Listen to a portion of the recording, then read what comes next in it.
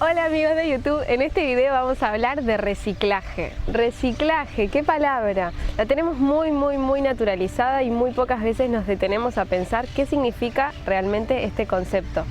De hecho, de las frases que más me dicen es: vos te dedicás a eso del reciclaje, ¿no? El reciclaje es el último eslabón de una cadena que para mí, a mi modo de ver, comienza por nosotros, los consumidores. Lo que yo decido consumir tiene un impacto, mi vida en sí tiene un impacto. Yo puedo decidir que el impacto sea mayor o menor en función de lo que elijo consumir. Por eso hay alguna frase por ahí que dice: tu consumo puede cambiar el mundo. ¿Sobre quién recae la responsabilidad del reciclaje? Depende de nosotros, de las fábricas, de las industrias, de los generadores del residuo. Concretamente, el reciclaje es un proceso productivo. A veces este concepto se usa de manera errónea cuando se dice: yo reciclo tal cosa. Nosotros como ciudadanos no podemos reciclar, porque el reciclaje es un proceso productivo que necesita maquinaria, personal, un montón de energía y recursos. Además, para que algo se recicle tiene que estar limpio y seco, entonces no todo es reciclable. Podemos dividir nuestros residuos en el 50% son orgánicos, residuos compostables. El 30% son reciclables, son estos materiales que van a ir a este proceso de reciclaje con suerte. No es que van a ir sí o sí, sino es que si nosotros hacemos una correcta disposición, tienen la posibilidad de reciclarse. Y el otro 20% que son residuos que ni se reciclan ni se compostan, son basura. ¿Cómo contribuimos a que el reciclaje se lleve a cabo y se puedan recuperar esos materiales que yo consumo?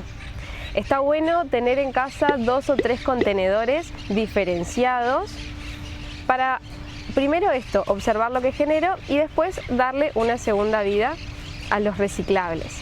Vamos a tener el 50% que son residuos orgánicos, los húmedos, los restos de la cocina, restos de cáscaras de frutas, verduras. Lo único de origen animal que se puede compostar a nivel domiciliario son las cáscaras de huevo. Eso por un lado. Después vamos a tener los reciclables: plástico, papel, cartón, metal y vidrio. Y por otro lado vas a tener los residuos que sí son basura, propiamente dicho, porque no van a poder recuperarse, ni compostarse, ni nada. Van a relleno sanitario o van a basurero o van a vertedero y no hay vuelta atrás.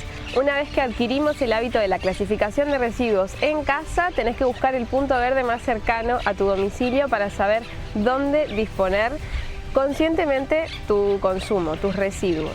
Partiendo desde el consumidor, si voy a un kiosco y me compro una botella de agua, estoy generando un residuo.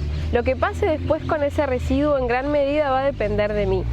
Si yo en mi ciudad tengo contenedores diferenciados para descartar esta botella de plástico, en este caso, pensemos, ¿qué va a pasar después con ese material? ¿Cómo sigue su vida? ¿Qué pasa con las toneladas de residuos plásticos que llegan a vertederos?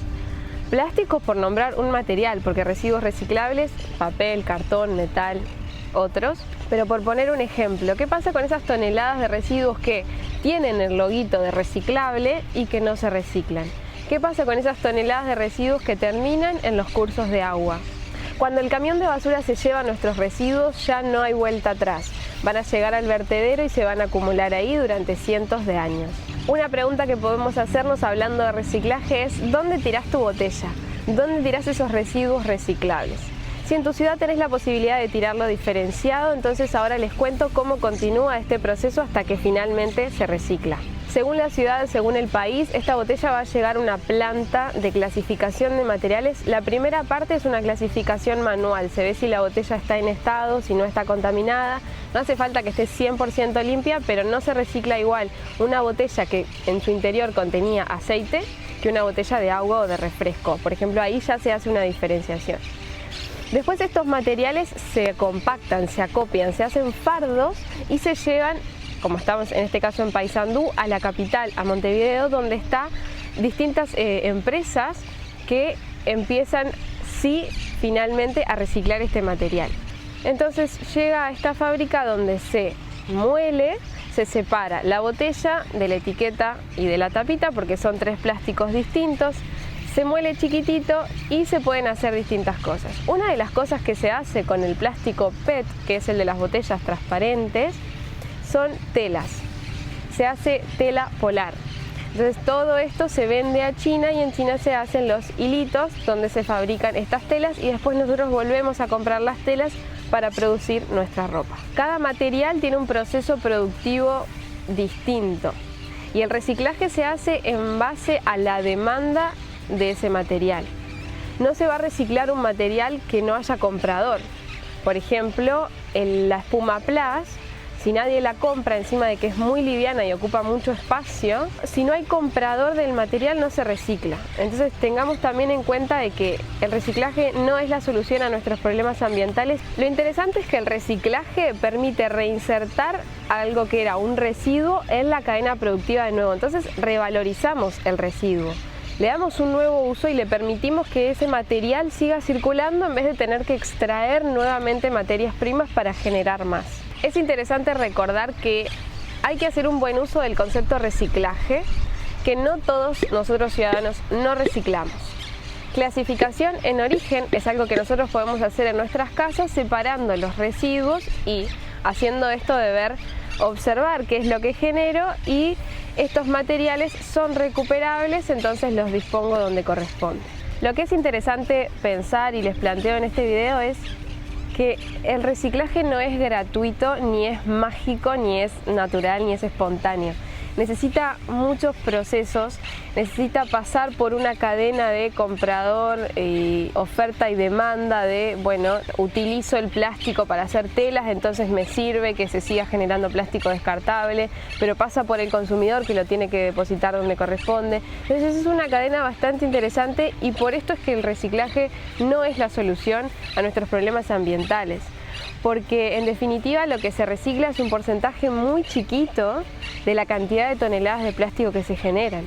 De hecho hay muchos plásticos que ni siquiera son reciclables porque son combinaciones de distintas partes. Eso lo vimos en el video anterior de plásticos. Lo más preocupante del plástico, si bien conviene mucho cuando uno lo compra y lo distribuye porque es económico, es liviano, tiene muchas propiedades, lo preocupante es el descarte. Entonces por eso es interesante tanto reducir el consumo de plástico como depositarlo correctamente para que no termine dañando nuestros ecosistemas naturales. También hay una responsabilidad extendida a las empresas, hay una ley de envases que sugiere que las empresas que más generan residuos plásticos o que más generan residuos se hagan un poco cargo de esto que generan. Entonces está controlado, pero está dividida la responsabilidad entre el consumidor y el productor. Y también en que las ciudades puedan ofrecer un sistema de gestión después integral de todos los residuos. Hay ciudades que están más preparadas que otras. Espero que el concepto te haya quedado claro, que no sigamos utilizando la palabra reciclaje para todo, que nosotros lo que hacemos es reducir, rechazar, reutilizar, pero no reciclamos, sí clasificamos para disponer y que la cadena ahí recién empiece a correr. Si esta información te gustó y te sirvió, suscríbete al canal, activa la campanita y seguinos para más videos como este.